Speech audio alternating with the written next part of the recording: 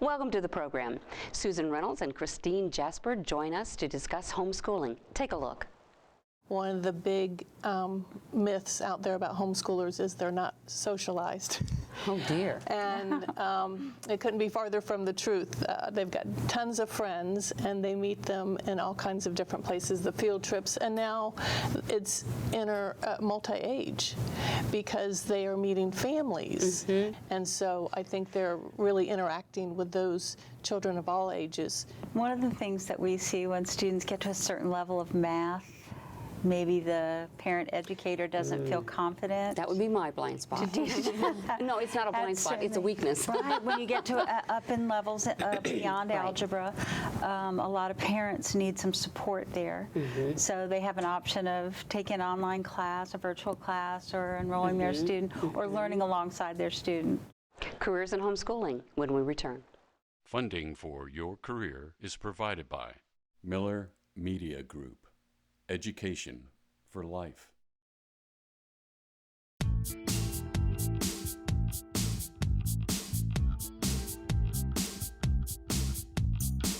From Florida's Space Coast, this is Your Career. Welcome to Your Career. I'm Debbie Featherston, your host, and with me today are two guests who know a lot about homeschooling. With me is Susan Reynolds. She is the co-founder and owner, as well as the director of curriculum here at Wild Manta. Thank you, Susan, for joining me. Thank you. And as well is Christine Jasper, and you are the purchasing director here. Ladies, I cannot thank you enough for taking time out of your day to talk to me about what I feel is a very important topic to many people, and that's homeschooling. And the reason that I really think that this topic has relevance to our listeners is the fact that we have individuals, families who are making some really serious decisions about their child's education, and many decide homeschooling's right for them, right? Exactly. And somebody in that family is going to say, I'm going to put my career on hold, I'm going to stop. So, just with that little bit of an intro for our viewers, Susan, tell us why homeschooling? Well, it's all about the child. The parents have felt, for whatever reason, that they are going to take on the job of homeschooling, of schooling their child. Maybe it was a bad school situation, the child was falling behind for whatever reason. It could be illness, it could be academic, or it could be they're ready to go on and the teacher just can't give them enough work to go on. Some choose to do it from the very beginning, and they're able to pass on their work ethic or their Christian values or whatever it might be. So there's all kinds of different reasons to start homeschooling, just as many as you'll find that are homeschooling now today. Yeah. It's a very popular choice. There really is. I think we've been seeing an increase in homeschooling. Definitely. So what are some of the benefits from your perspective, Christine, Susan? Well, the time that you're able to spend with your child, the quality time that you're able to spend with your child, I think would be number one. What about you, Susan? Well, and it's really a flexibility of getting to choose what's important to you and your child, or what will help your child most. Maybe they don't need the pace that the school system would set, or even a book that you would choose. So they get to choose all of those. So it's really the flexibility in choosing that. The flexibility of where you're going to do the homeschooling. Is it going to be a virtual classroom? Is it going to be something that you've set up in your living room? Or is it going to be at a co-op, having other groups of kids together with another teacher or instructor? So it's just all of those choices. I think that's fantastic. And it reminds me of my sister-in-law who homeschooled both of her sons for a period of time, right? And so not the entire, career, right? Not the right. And so that was very interesting because they took field trips, and it was really what I considered more of a blended kind of curriculum, an academic experience, if you will. The world is the classroom. It was really quite interesting. I'm curious, what advice do you give to families that are considering homeschooling for the first time?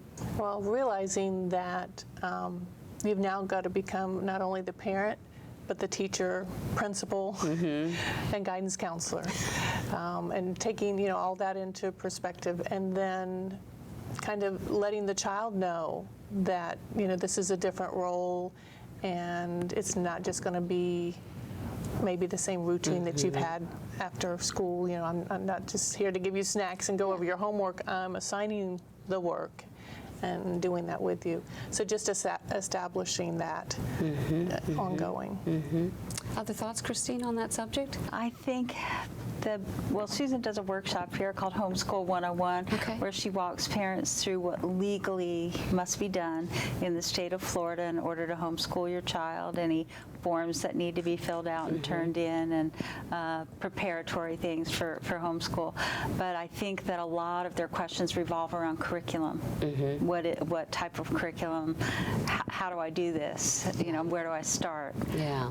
I would imagine that's probably one of the most common challenges that parents would have is the curriculum piece. Definitely. Well, the hesitation to even start. Right. How do I do this? So just letting them know that there are resources out there, there is support out there. There's a lot of other families that have chosen this option, and so it's something very popular that they can get in a lot of information. Yeah. What are some of the core skill sets that a homeschooling educator may need to have? I mean, many are making that shift, right, from corporate America to now, instructing students in the home environment, typically, I would think. So what are some of those core skills? Patience. Okay. Flexibility. Time management, something really, your day is this lifestyle now of learning from morning chores that may be now considered character training. Yeah. Oh. That is not necessarily an academic subject, all the way through, but just scheduling it and making it purposeful, and setting a purpose for it, and then scheduling a time for it. So time management. And sometimes maybe that's, and because if you choose to homeschool a family, you've got siblings there of different ages that you're having to deal with. And so character training may be the only thing that happens that day. Very interesting perspective there. And I think each family needs to come up with a type of philosophy, how they're educationally, how are they going to school their child? Is it going to look like school at home, which is what I did with my kids when I started, because that's, I had been in the public school system for 10 years, so I knew that, was comfortable with that.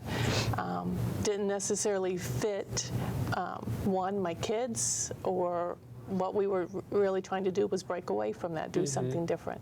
So we liked the flexibility. So just knowing how to set up that time, and Yeah, just really leverage it to where that it's a good experience for everyone. But what I think is really awesome about the homeschooling environment as a parent, but particularly as a homeschooling educator, right, / parent, is that things that I've done with my children growing up, and I do today with the grandchildren, become more intentional devices or opportunities for learning. Right.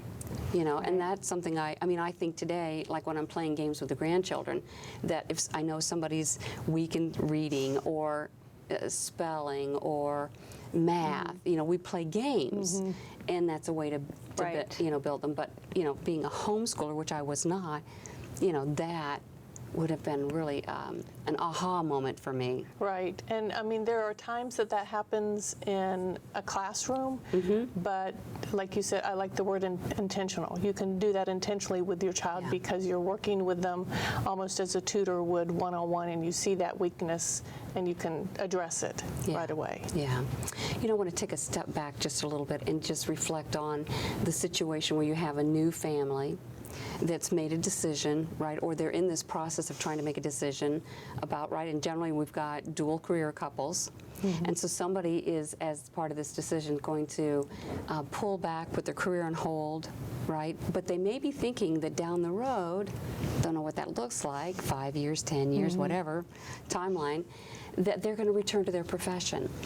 What are some strategies that or approaches have you observed others using that have worked well, that's helped them to manage that? Well, I think a lot of them kind of keep an eye on maybe what their field is. For me as a certified teacher, I do have to keep up my certification and every 5 years do something about that. I don't know if that's what I'm going to use, and I've been in this almost 20 years now with home educating, if I'll use that when my last graduates.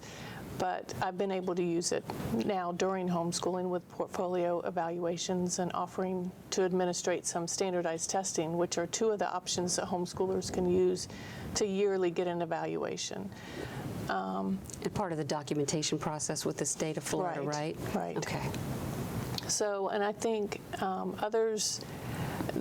parents that are looking about either if they're interested to just do this for a season, maybe the elementary years or the middle school years or high school years, whatever the case may be, they're kind of keeping an eye on, what their career field is doing, as they're out.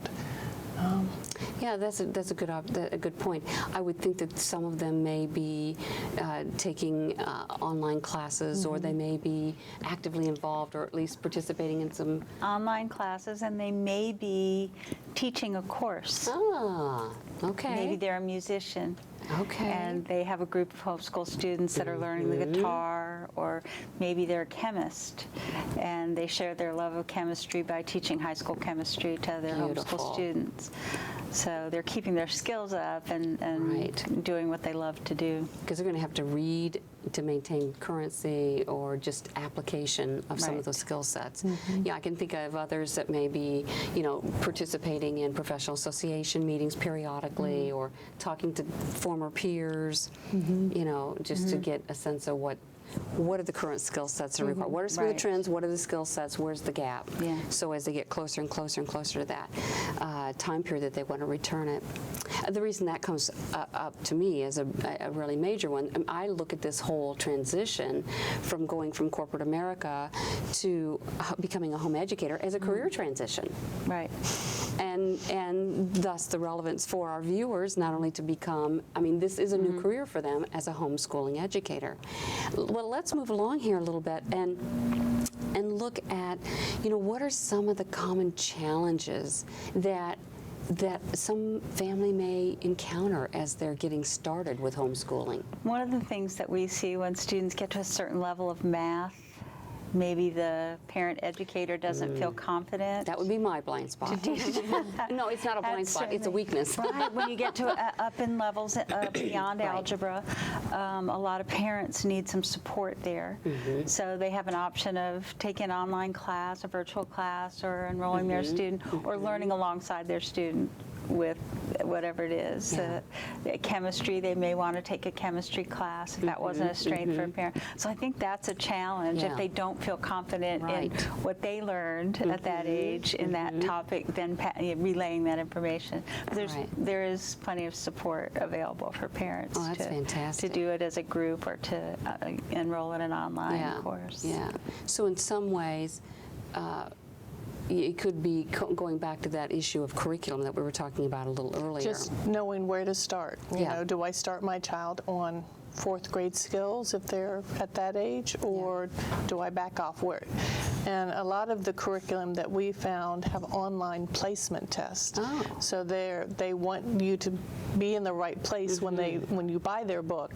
So they're offering free online placement tests. You can just give your child that test and you can see where they'll fit in for which book. Wonderful. I had no idea that was available, but how invaluable, right? Great. Exactly. Yeah, perfect. Well, are there other kinds of challenges that come up? Or is the most common maybe the question of curriculum? Well, I talked about the educational philosophy. For some, curriculum is what they come across in the field trips or what their child's interest in. So it's all choosing how you choose to learn. Maybe part of it is textbook or workbooks, and some of it is hands-on learning. getting to the museums and taking a course there. Right. So it's just finding someone, and we like to have a place where someone with a passion to teach that skill that they want to keep fresh. They're going to share it now with a child or a classroom full of the homeschooling children.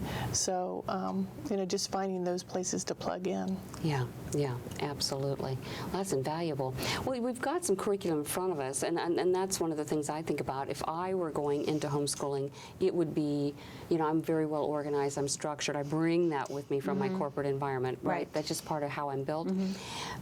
So for me, one of the big questions would be, how do I put a curriculum together? If I've got a third grader versus a seventh grader or whatever, sixth grader, how do I put that curriculum together? What pointers would you give?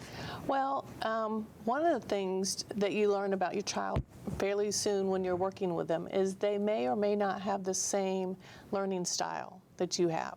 You being the organized person probably like to check off a list like I do. I did lesson plans, love doing those. And sure enough, I have a child that just wants to wing it, or you just tell them and direct them. I can read to them, and they'd rather get the information that way than go read it for themselves. Those types of things. So learning kind of what the challenge is for how your child learns best, and working on those that maybe not be their strongest point. But certainly when they're younger, as in the elementary ages, they're a lot more hands-on learning, manipulatives, moving things around. Of course, being active and learning that way. You've got an active play. I do. It's a parachute, and you think, what are you going to do with a parachute? But there are a lot of skills. They're going to learn teamwork, because they all have to lift it at the same time and drop it at the same time, so they're going to learn that. They're going to learn counting, because 1, 2.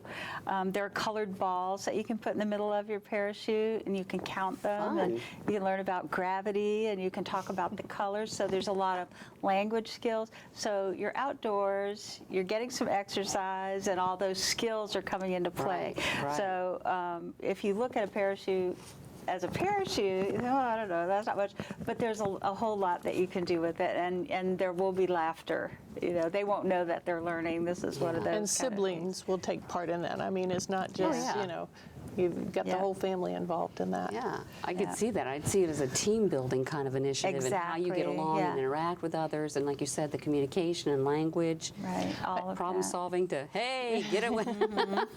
Right. I'm off the ground. And then, as you're coming, as the child is getting older, the middle school age, you're allowing the child to do more things, or some things independently, that you don't need to sit right there with them, or perhaps they're now doing it maybe with a DVD teacher, and you're not sitting there actually giving them all of the information.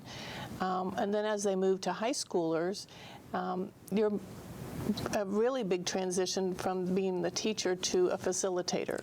You're helping them now get those skills of time management, scheduling, because they've got other things going on. One of the big myths out there about homeschoolers is they're not socialized. Oh dear. And it couldn't be farther from the truth. They've got tons of friends, and they meet them in all kinds of different places, the field trips, and now it's multi-age, because they are meeting families. And my children not only know their age group, but they know all their younger siblings or older siblings or whatever the case might be.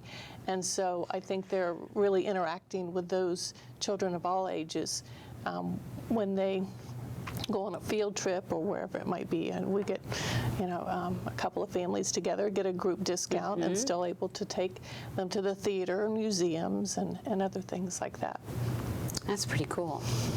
And they just continue to grow and learn. And so, curriculum, we have a variety of materials here. Share with me, really, as the director of curriculum, I'm leaning on you to share with us a little bit, right? If I'm a parent of let's say a third grader.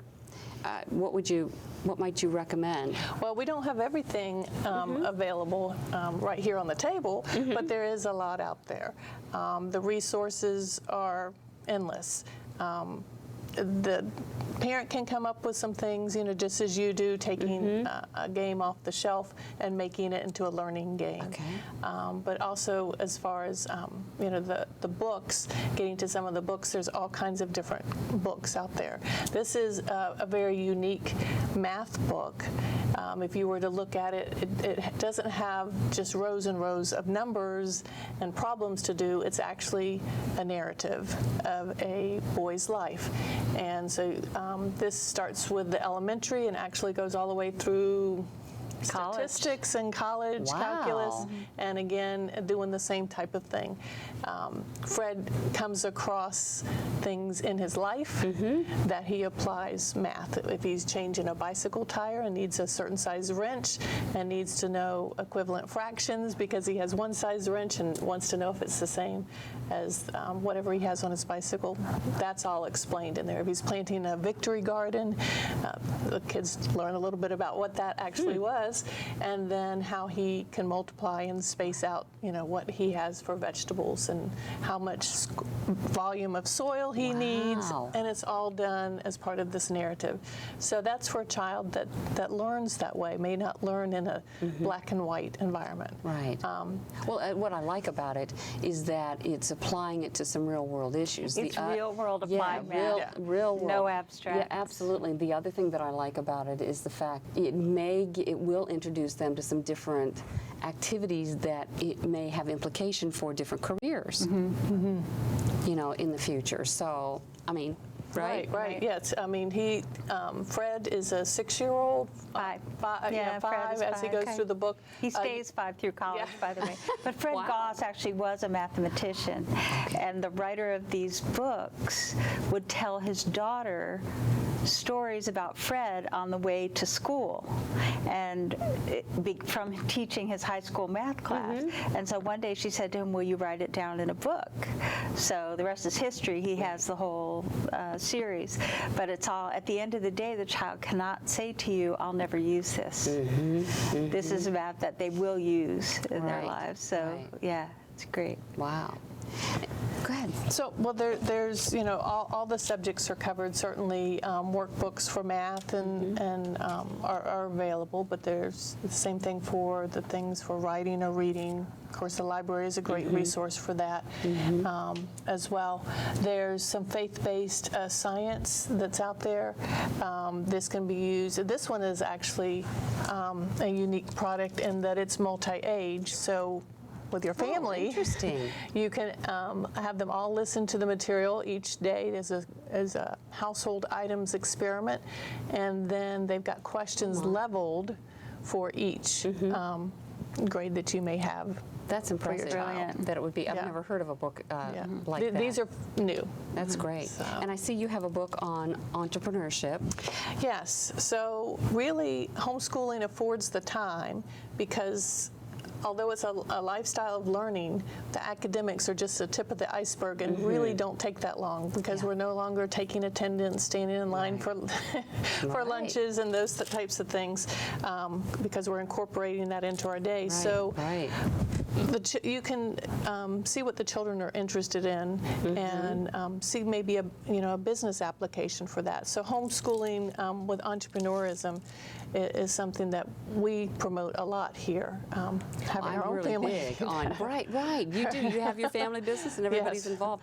But what a richness, to be able to give them exposure to entrepreneurship. It's not going to be right for every individual, but there's so many skills. Well, and so many skills that would transfer all the way across. So this curriculum has something for teens, how to set up a micro business, and it includes a workbook and some other resources that they can use for that, along with a curriculum that others can use. Again, this has a teacher's manual and a student book. Lemonade to Leadership. I love the title. Nurturing entrepreneurs. We need to do that in this country. I think that's really vital. I think that's, I have one question.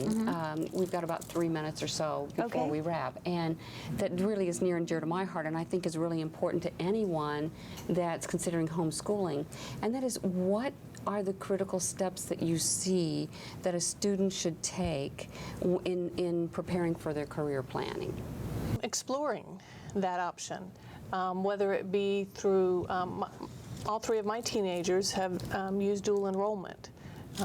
The Florida universities allow students to, for homeschoolers at no cost, take the class. They do pay for the textbooks if they can pass the proficiency test to enroll in the class and reading, math, and writing.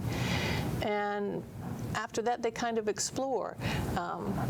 My son would take, more engineering, mechanical type classes, where my daughter's first choice was, public speaking and communications classes. Very good.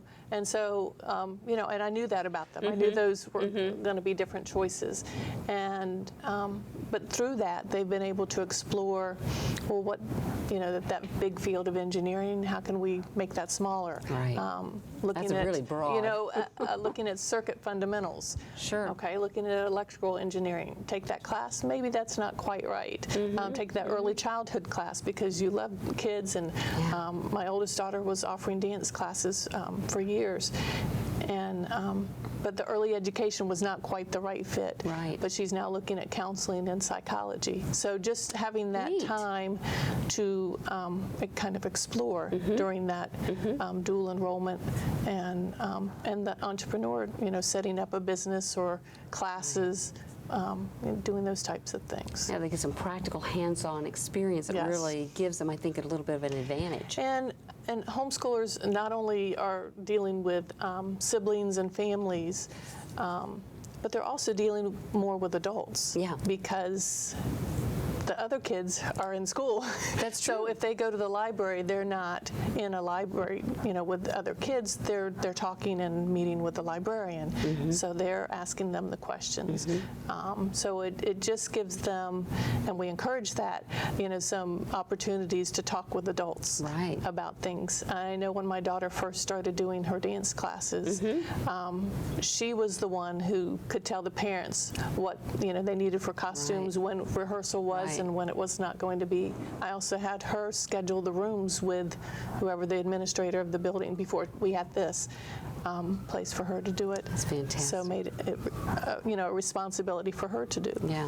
Well, this has been wonderful, and I know that there's tons of other, I call them toys. Right, right. But they really do supplement the learning, and there's Absolutely. great resources. Well, thank you so much both. Thank you. Susan Reynolds and Christine Jaspers for being here with me today and talking about homeschooling. So I'm Debbie Featherston, your host, and on behalf of everyone here on the set and all my guests, thank you for watching, and remember, be career happy. More information about this program is available online at millermediagroup.org.